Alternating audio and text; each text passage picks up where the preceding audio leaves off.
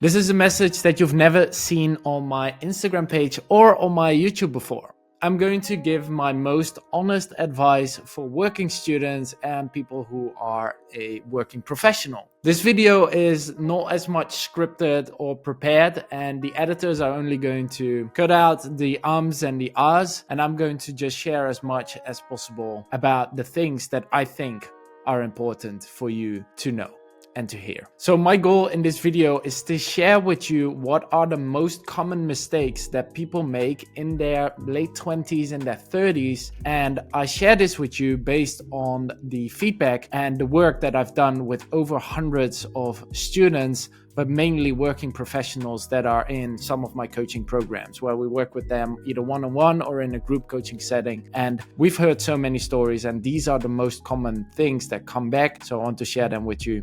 Hope you enjoy it. If you don't know me yet, my name is Tom Vorsler, also known as The Study Coach, and I help students and working professionals with science-backed learning, time management, and mindset methods to improve their academic and professional performance without sacrificing their mental and physical health. Let's dive into today's most honored, no bullshit advice. So advice number one is that you don't want to care so much about what will other people think and what will other people say. One of the books that I've read, it's called The Fifth Agreements. One of the first agreements, they share about how everybody is very self-centered and that you should focus on yourself alone as well. They explain it that if you are going into a cinema and you're going to watch a movie of somebody else's life, you will see that they prioritize themselves over everybody else. What does that mean? It means that we care too much about the opinion of others over us, about how we will be perceived, what they will think about the actions that we take, about the decisions that we make in our lives. I want to emphasize on that, our lives. Somebody else's opinion can create a bunch of fear. Fear of rejection, fear of not being good enough, fear of not being liked, fear of failure. We then think about what will other people think of us when we fail in an exam, or we make another career shift, or we decide to do something completely different from our bachelor's or our master's, which is completely fine because it's your life and it's your decisions. But we tend to care too much about the opinion of others. Definitely when people are very close to you and you value their opinion, then that might be something different than caring too much about what your coworker or that vague friend on a party tells you what is good or what's not. Advice number two is that you want to be more patient with yourself, and I know this is super difficult. You want to take more action than anybody suggests you. What I mean with that is the patience means you need to learn the game of delayed gratification. You need to start accepting that you won't see the results today, and that is just a given. You won't see immediate results in anything that you want to start in life. So what does that mean? If you start something today, for example, going to the gym, you can't expect yourself to go into the gym and walk out with a six-pack. You can't expect yourself to go into a class and then take a test and get a 10 out of 10 right away. You can't expect yourself to start a new job or a business and get promotion the next day.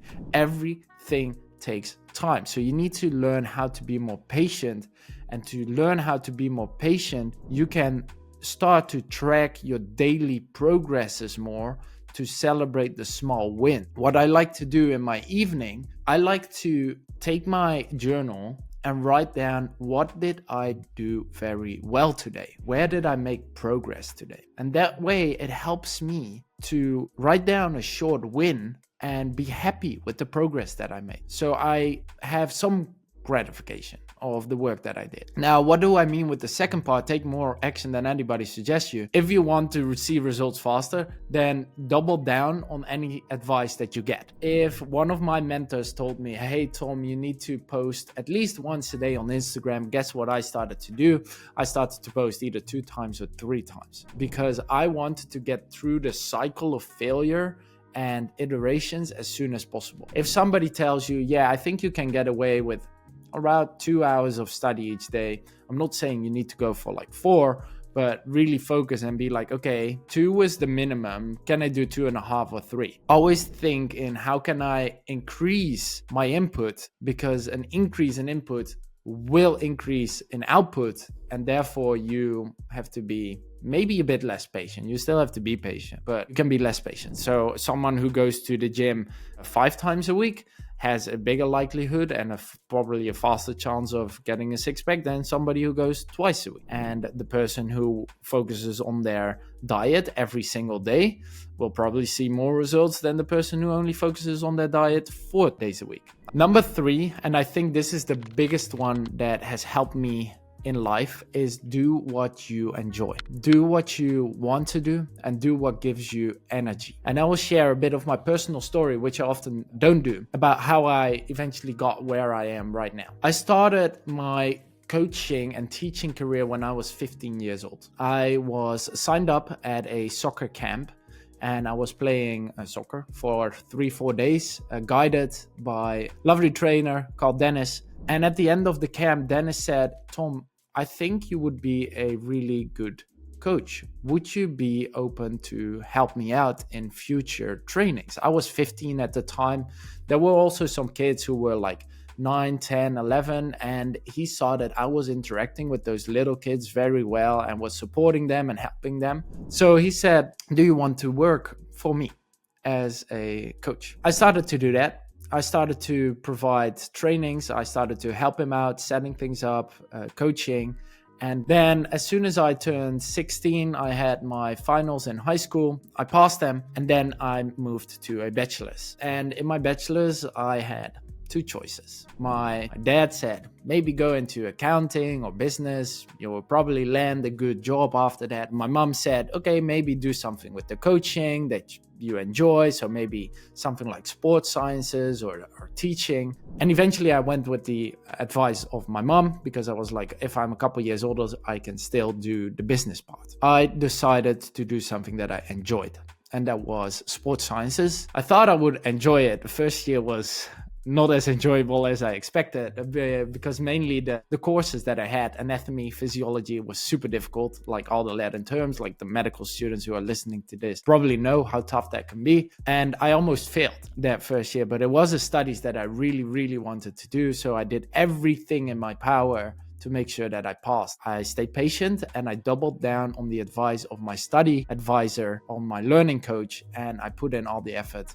Passed all the retakes and the exams, and I could continue with my studies. Eventually, I did an outdoor setting, a sports science course. What that means was we were playing outside literally every single day. We were rafting, kayaking, climbing, klettersteigen, hiking, sleeping in nature, in just small tents and stuff like that. And we all learned how to teach, how to help people in very uncomfortable situations to still do the thing that they wanted to do. For example, we helped kids with disabilities, we helped elderly, and I found so much joy in helping people get outside of their comfort zone in a safe manner so that I could guide them and help them. And that's where my passion for coaching and helping people started to grow even more. After I did that bachelor, I went away to Austria for like 4 months of teaching as a ski instructor. So I saw another like hundreds of different people. I think in my career, I've coached over 10,000. I'm not kidding. Like I saw a new group of 100, 200 people every single week, basically. But the most important was that I was doing what I enjoyed. Then I did my master's in business and sustainability management. I was more mature, so I was like, okay, let me dive into this topic. And then I started working as a consultant, thinking that I would enjoy that. And then building my business on the side, I was thinking about, hey, I have an idea that a lot of people don't know about. So let me work on that with all my passion and my energy. So I started doing that and it started growing, and well, now we're here. Long story short, do what you enjoy, because you will probably find the motivation when things are getting hard. You will also persist more because you really wanted to do this and you're getting more joy out of that. Advice number 4 would be to work on yourself harder than you work for anybody else. So what do I mean with that? You are your biggest project in life. You have one life and you can make the most out of that if you are willing to put in the work. If you are working for a boss from 9 to 5, make sure that you work on yourself from 5 till 9. Even though it's less hours, you still have a lot of time there where you can work on yourself. What do I mean with that? Is I want you to start thinking about how you can invest in yourself, which is either related or not related to your work. Think about developing additional skills in data science or Python or coding if that is something you're interested in. Maybe do a sales course such that you improve your sales techniques. Maybe do a marketing course. Anything that you have been interested in, maybe it's a psychology course. Go do that course and work on it consistently next to your job. Why? Because you will figure out the things that you enjoy doing, which is advice number 3, and you will work on that with way more enthusiasm. You're more likely to finish it. Next to that, it might open new opportunities for you either in your career or in other study endeavors. If that means investing in a coach or a mentor into a program, go do it. Your 20s till 30s and 30s till 35 are there to learn, to explore, and to build yourself into a very knowledgeable young professional. After 35, you can still learn, so don't think that that is the cutoff, but you now have the time, you have the energy, you have the possibilities of the internet and doing all of those things. So start to invest in yourself first, whether that's monetary or it's with time and energy, but it will pay off in the long run. Advice number 5 would be to move away from where you grow up. If it's for half a year, or longer, it's going to change the way that you view the world and also get you in contact with other people who might share different visions about how to do things in life. Personal example, I moved from Eindhoven to New Zealand for a minor. I spent 7 months there. I really developed my English level, I would say. Pretty confident with my level of English at the moment. My first language is Dutch. Then next to that, I learned about whole new cultures. I learned about traveling. I learned to live on myself because I was 18 at the time. I've never lived on myself. So I became way more independent. After that, I moved to Austria for a couple of months to also work there, learn more German, but also learn another culture. Then I moved internally from Eindhoven to Utrecht, which is a different city, and even from Utrecht to Amsterdam to do my master's there, to eventually work there and surround myself with so many other people that it expands my network, expands my view of the world. It puts me into positions where I need to start connecting with other people, because otherwise you will